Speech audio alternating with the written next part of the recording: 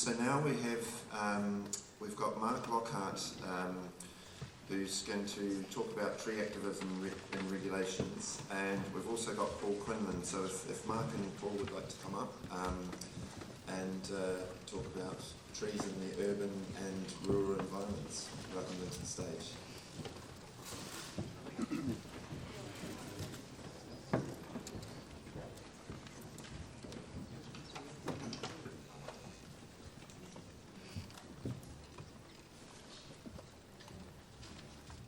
My name is Mark Lockhart. I'm a landscape architect that in the last 18 months has been involved with fighting to protect trees and to pressure local and national government to reinstate some form of tree protection in Tamaki Makaurau, or better still, Aotearoa.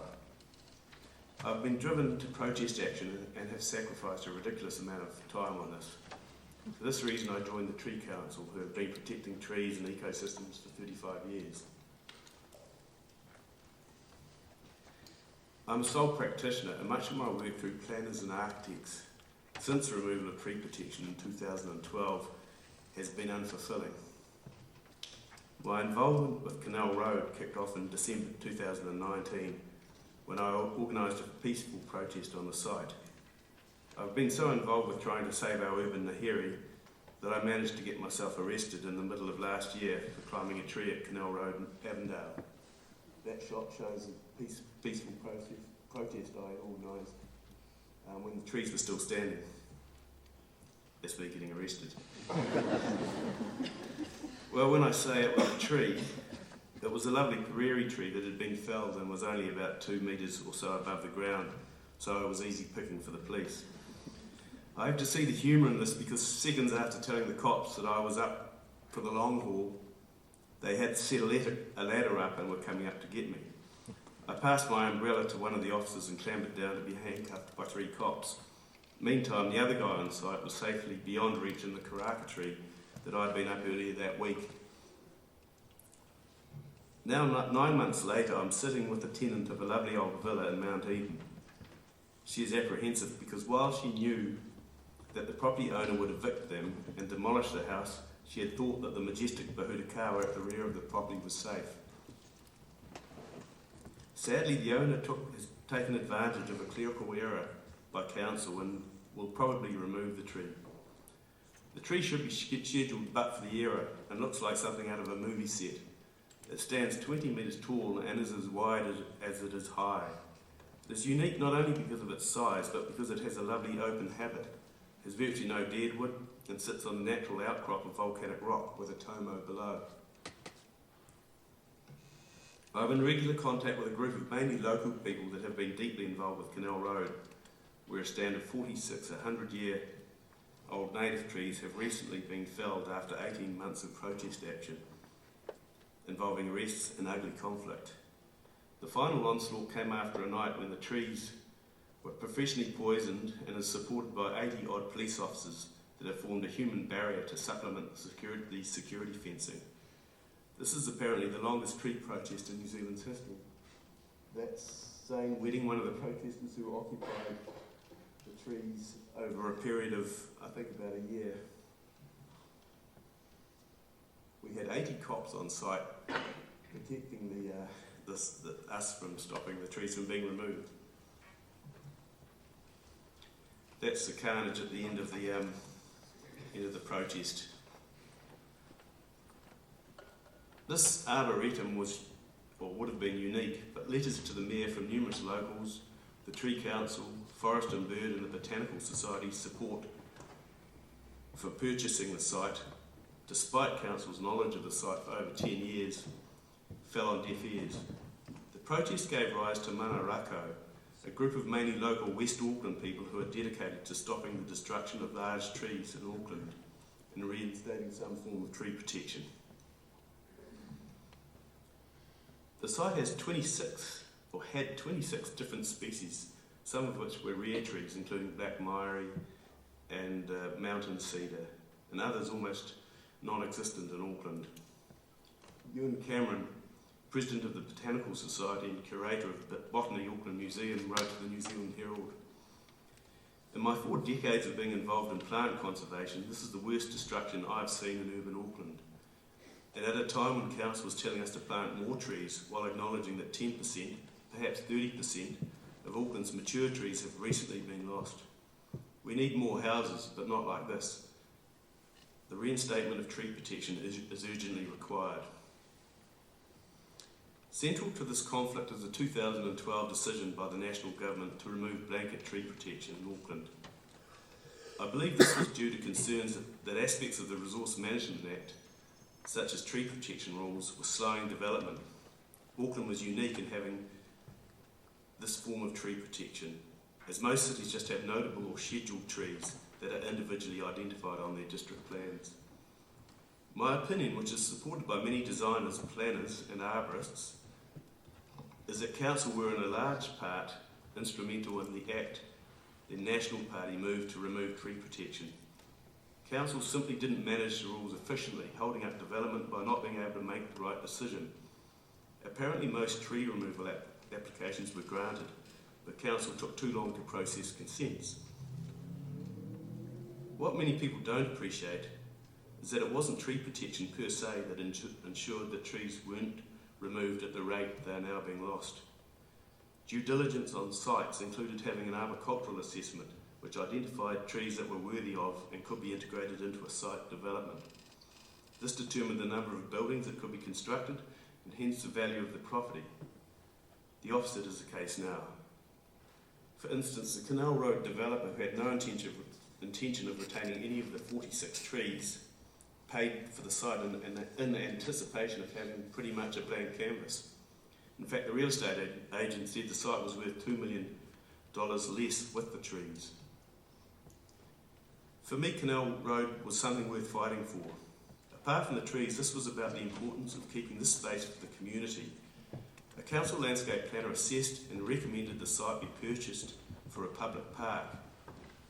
This was a logical decision, and given the quality of the space and the increasing importance of green space in the context of rapid intensification that was underway, the landscape planner was then overruled by a senior policy analyst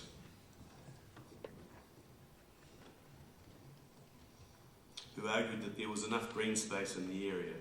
The Mayor Phil Goff and the majority of the executive team at council totally overlooked the botanical, heritage and cultural and ecological role of the trees. They also callously overlooked the value of the site to community well-being and the role the site should have played going into the future.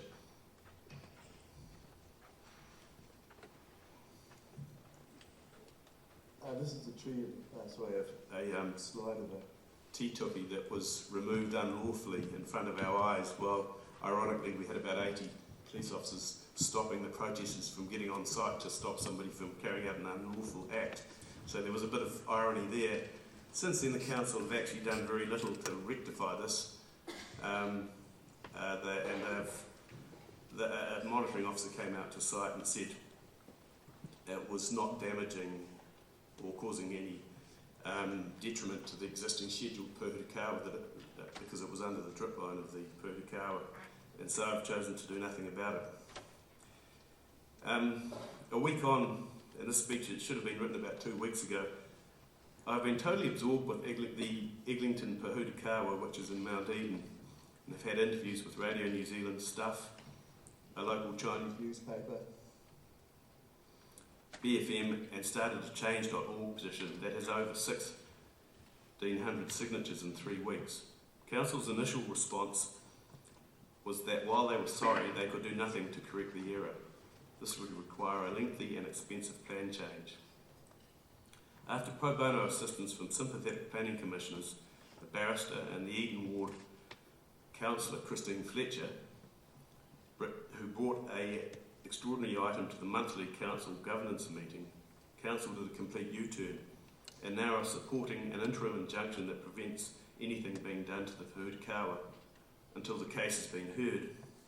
This will be interesting because the owner, who bought the house in 2015, was aware that through the LIM report, that the tree was scheduled, and it is only through human error that he will probably try and remove the tree.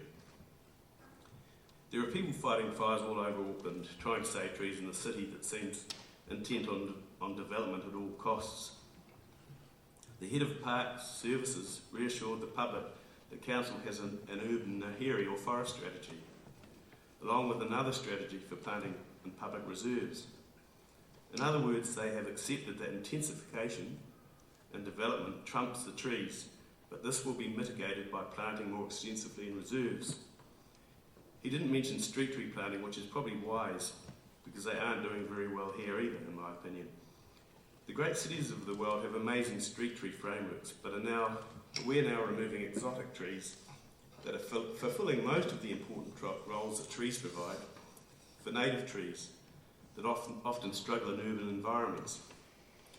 I completely support using ecologically appropriate native planting, but I question whether many are appropriate for the street environment.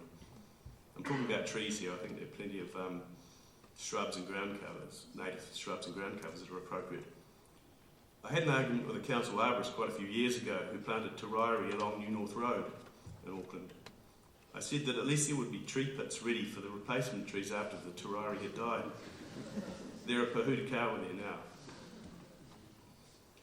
Just a slide I got behind with my slides, but this is a plan drawn by a landscape architect for Canal Road, and it shows, I don't know if I've got a pointer here, but the top left-hand side you can see a red circle, and that's the trunk of the only tree on the Canal Road site that was scheduled and therefore protected.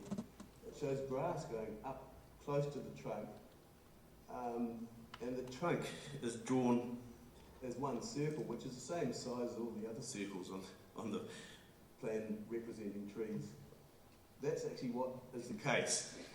There's the shape of the scheduled Pahutakawa trunk is like a dog bone, and there are a number of trees growing up through the canopy of the existing Pahutakawa, which is probably 120 years old. The other trees are maybe 50, 60 years old, I'm guessing here, but we're now fighting just to have the trees under the drip line of the tree protected by council, and they're being not particularly helpful with this either. A couple of minutes ago I was talking about the Eglinton Pahutakawa tree. That's it there. It's a pretty majestic tree, and that could be gone. We're fundraising and we need to pay a barrister, and we're going to the Environment Court in mid-May. But that, to me, is a tragedy. That's the tree there. It's on this volcanic outcrop of rock, as I've said.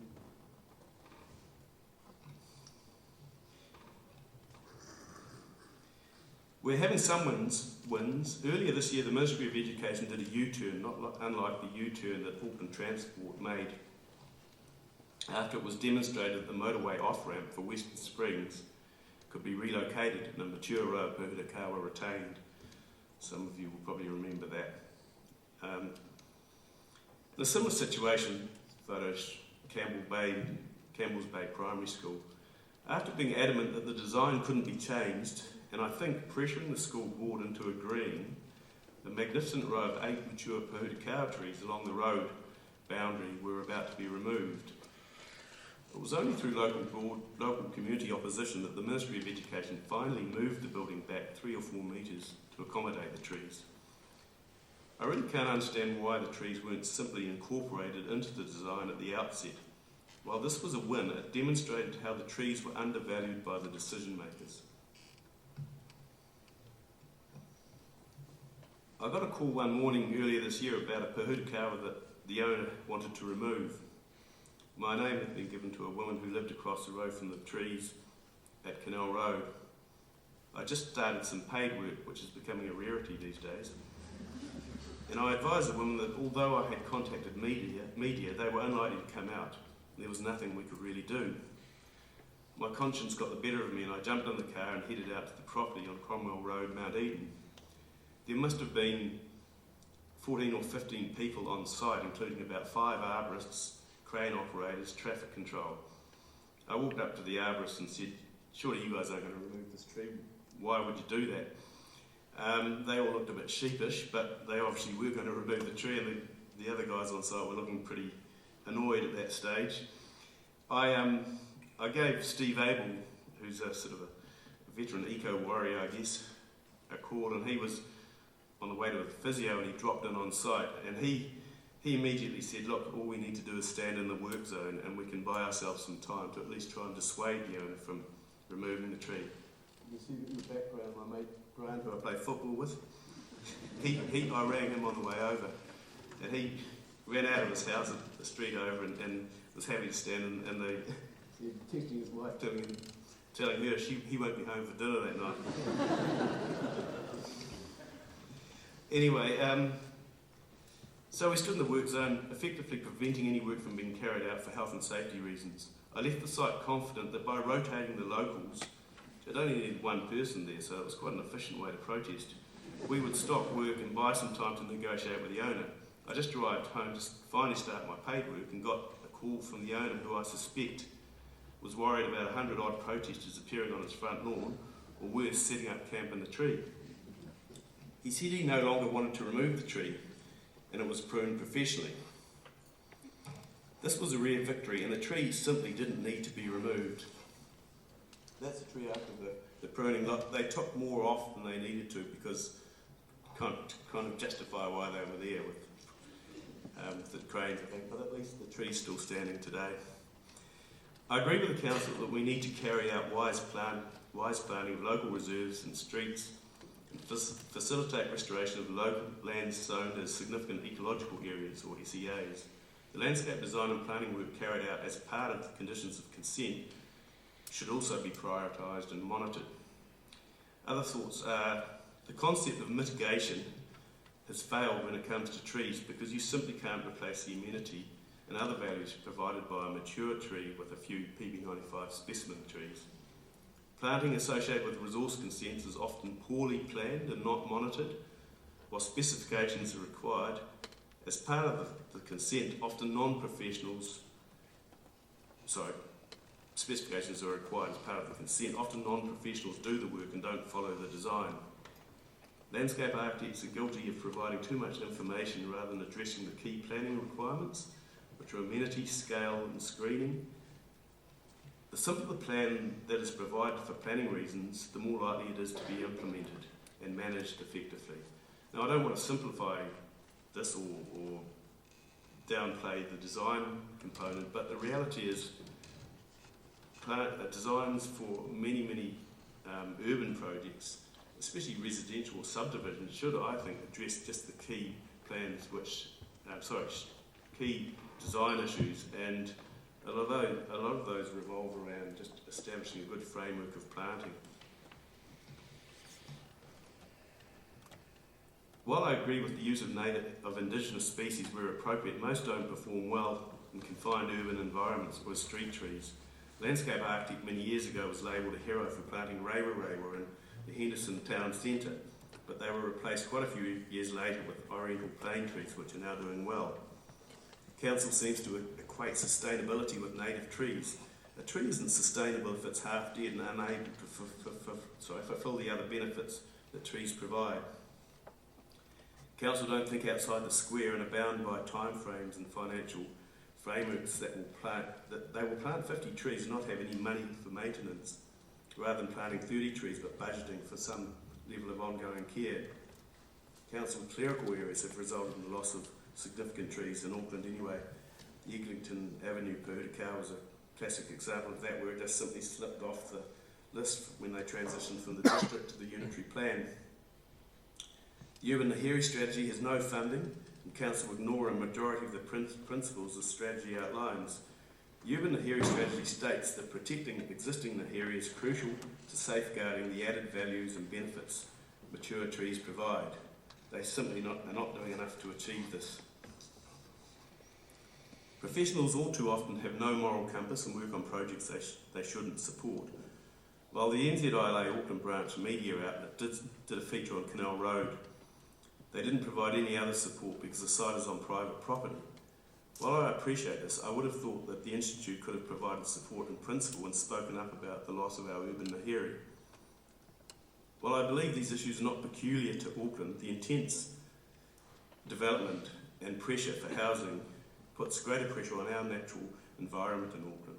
In Christchurch, I believe, Council tried to reduce the number of notable trees, but the public backlash was such that they withdrew the proposal. Sadly, in Matamata, who had 500 odd scheduled trees, this was slashed to 90 trees by the council.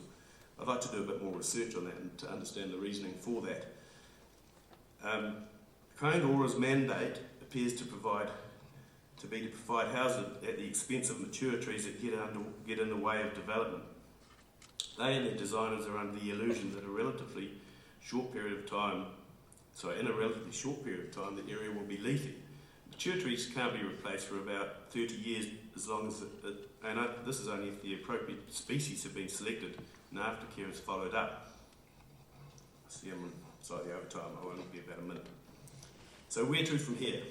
We need to stop the slaughter of our large trees by reintroducing some form of tree protection. The Labour government have been absent on this, and Auckland Council has to stop blaming the government and initiate alternative ways to protect trees. Planting new trees simply doesn't cut it. Auckland Council should immediately add the 587 trees that were assessed past the test to be classified as scheduled trees, and add them to the schedule. Currently, they are refusing to do this. This additional scheduling work was carried out after tree protection, just before tree protection rules were removed, and it was a sort of a sweetener, I guess. But Council is simply refusing to add these to the schedule. Council should be proactively planting suitable large growing trees in areas where space permits. Well, this sounds incredibly simple, but it's just not happening. More research should go into alternative ways of enhancing our urban naheri. For instance, sacrificial planting of quicker growing species along with slower growing long-term species. This may be being trialled in some parts of New Zealand, I believe. At the beginning of Canal Road, I spoke with Zane Wedding, who has been a figurehead for the movement to protect trees. I said to him that arborists were conspicuous by their absence. Since then, many arborists have supported the recent protests. I'm not asking landscape architects to climb trees or break the law, but I do feel that we in the Institute can and should do more to protect our precious, mature urban trees. Thank you.